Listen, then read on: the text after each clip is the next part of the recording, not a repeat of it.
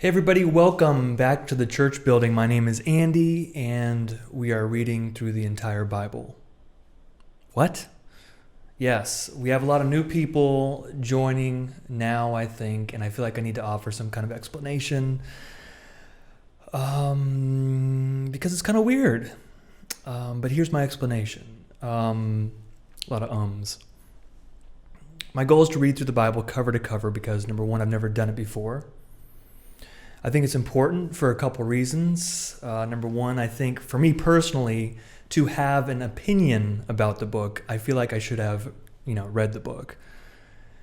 Number two, it's obviously very influential, especially on our culture and the world. Some would say it's the most important book out there, and they might be right.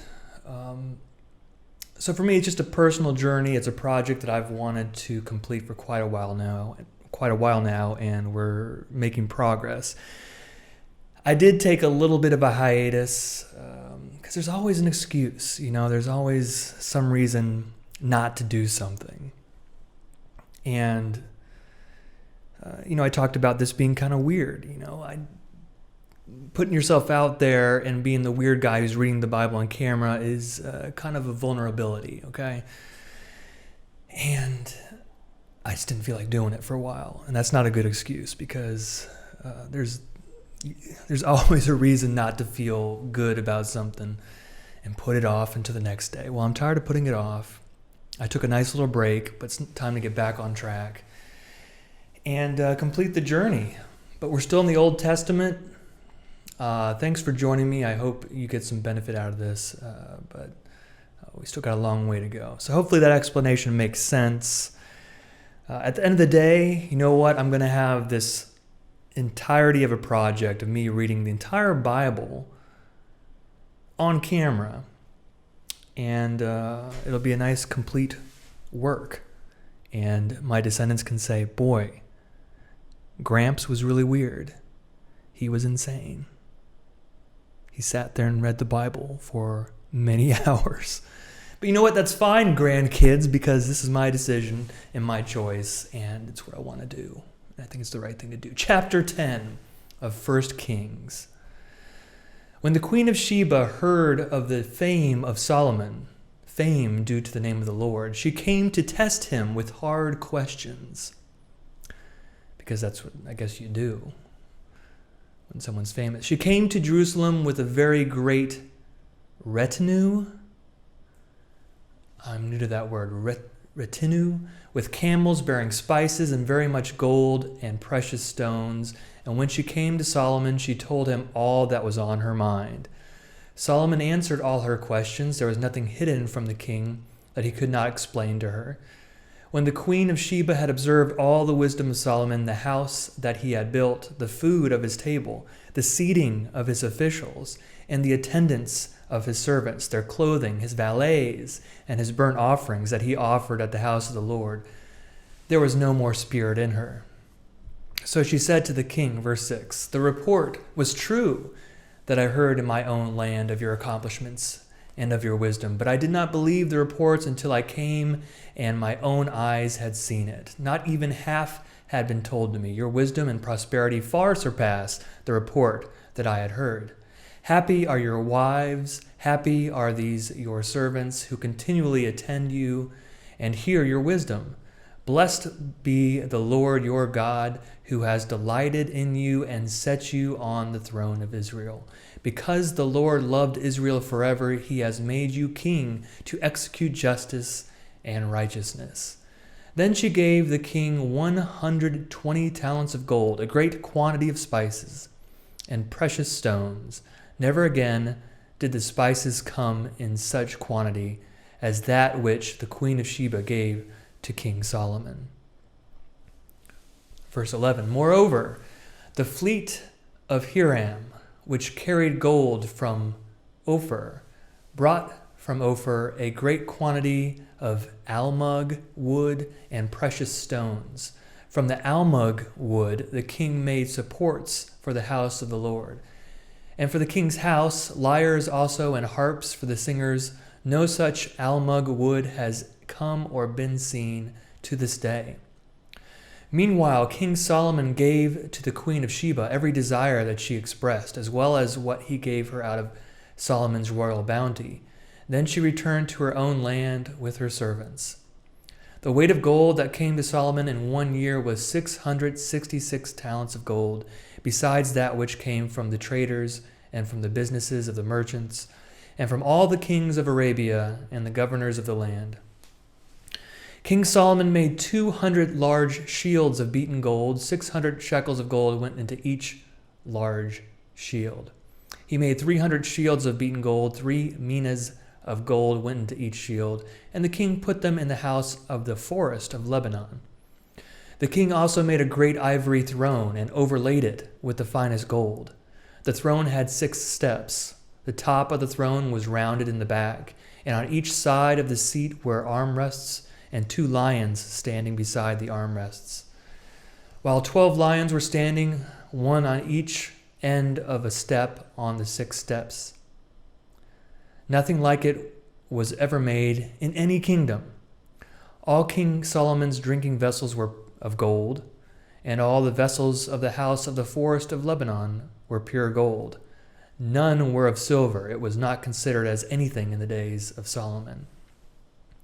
For the king had a fleet of ships of Tarshish at sea with the fleet of Hiram.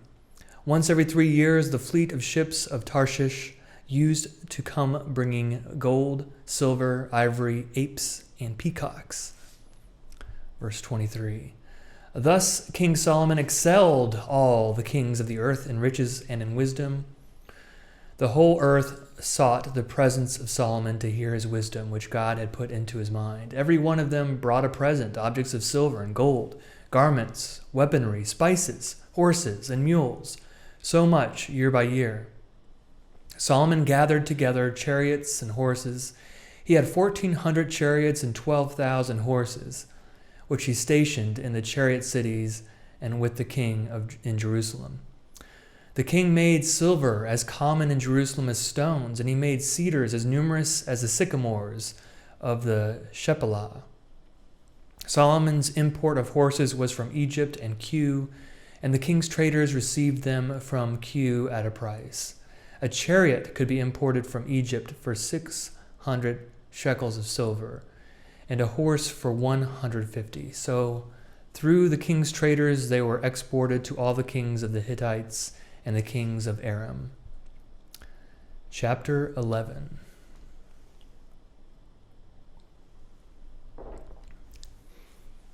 King Solomon loved many foreign women, along with the daughter of Pharaoh. Moabite, Ammonite, Edomite, Sidonian, and Hittite women from the nations concerning which the Lord had said to the Israelites, "You shall not enter into marriage with them, neither shall they with you, for they will surely incline your heart to follow their gods." Solomon clung to these in love. Among his wives were 700 princesses and 300 concubines, and his wives turned away his heart. For when Solomon was old, his wives turned away his heart after other gods, and his heart was not true to the Lord his God, as was the heart of his father David. For Solomon followed Astarte, the goddess of the Sidonians, and Milcom, the abomination of the Ammonites. So Solomon did what was evil in the sight of the Lord, and did not completely follow the Lord as his father David had done. Then Solomon built a high place for Chemosh, the abomination of Moab, and for Molech, the abomination of the Ammonites, on the mountain east of Jerusalem. He did the same for all his foreign wives, who offered incense and sacrificed to their gods. Then the Lord was angry with Solomon because his heart had turned away from the Lord, and the God of Israel, who had appeared to him twice and had commanded him concerning this matter, that he should not follow other gods, but he did not observe what the Lord commanded. Verse 11. Therefore the Lord said to Solomon, "Since this has been your mind, and you have not kept my covenant and my statutes that I have commanded you, I will surely tear the kingdom from you and give it to your servant. Yet for the sake of your father David, I will not do it in your lifetime. I will tear it out of the hand of your son. I will not, however, tear away the entire kingdom. I will give one tribe to your son for the sake of my servant David and for the sake of Jerusalem, which I have chosen." Then the Lord raised up an adversary against Solomon, Hadad the Edomite. Hadad, he was the royal house in Edom. For when David was in Edom and Joab, the commander of the army, went up to bury the dead, he killed every male in Edom, for Joab and all Israel remained there 6 months until he had eliminated every male in Edom. But Hadad fled to Egypt with some Edomites who were servants of his father. He was a young boy at the time. They set out from Midian and came to Paran. They took people with them from Paran and came to Egypt, to Pharaoh, king of Egypt, who gave them a house, assigned him an allowance of food, and gave him land. Hadad found great favor in the sight of Pharaoh, so that he gave him his sister-in-law for a wife, the sister of Queen Nephenes. The sister of Nephenes gave birth by him to his son Genubath, whom Nephenes weaned in Pharaoh's house. Genubath was in Pharaoh's house among the children of Pharaoh. When Hadad heard in Egypt that David slept with his ancestors and that Joab, the commander of the army, was dead, Hadad said to Pharaoh, "Let me depart, that I may go to my own country." But Pharaoh said to him, "What do you lack with me that you now seek to go to your own country?" And he said, "No, do let me go."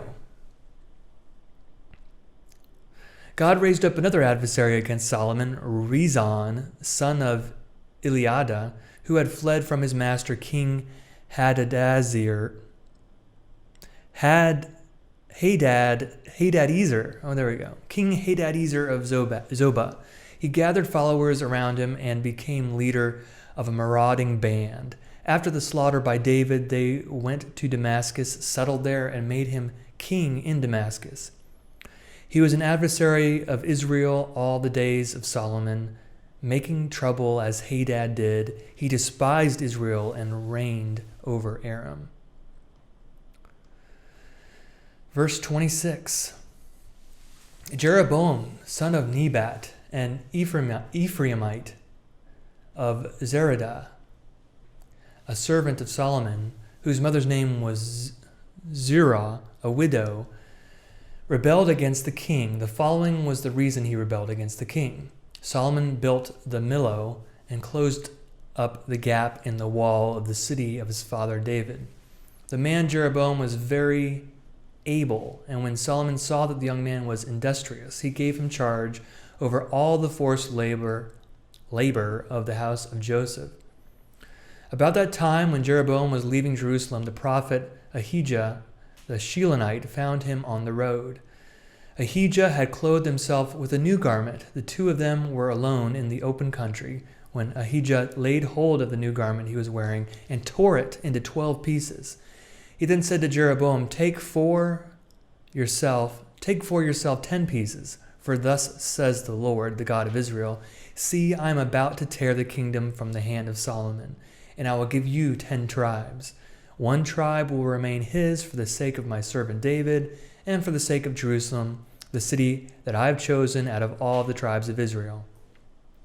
This is because he has forsaken me, worshipped Astarte, the goddess of the Sidonians, Chemosh, the god of Moab, and Milcom, the god of the Ammonites, and has not walked in my ways, doing what is right in my sight and keeping my statutes and my ordinances as his father David did. Nevertheless, I will not take the whole kingdom away from him, but will make him ruler all the days of his life for the sake of my servant David, whom I chose and who did keep my commandments and my statutes.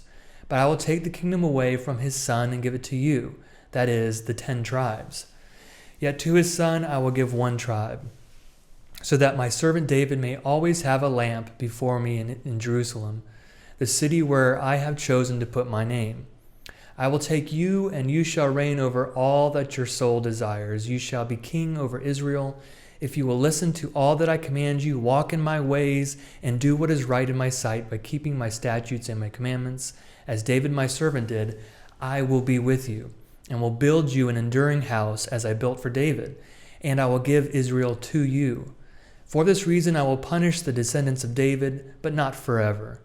Solomon sought therefore to kill Jeroboam. But Jeroboam promptly fled to Egypt, to King Shishak of Egypt, and remained in Egypt until the death of Solomon. Verse 41. Now the rest of the acts of Solomon, all that he did as well as his wisdom, are they not written in the book of the Acts of Solomon? Do we even have that book? I don't think we do.